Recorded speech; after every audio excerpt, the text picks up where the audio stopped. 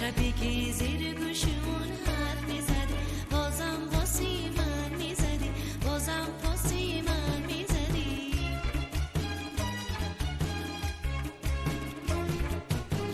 یارو بردی از برم یارو بردی از برم باهاش بودی و خوشحال بودی یارو بردی از برم یارو بردی از برم اما چه بی خیال بودی یار تو را ول کردی حالا بهش نداری دسترسی جان مکن بهره کسی اول خودت اون کسی جان مکن بهره کسی اول خودت اون کسی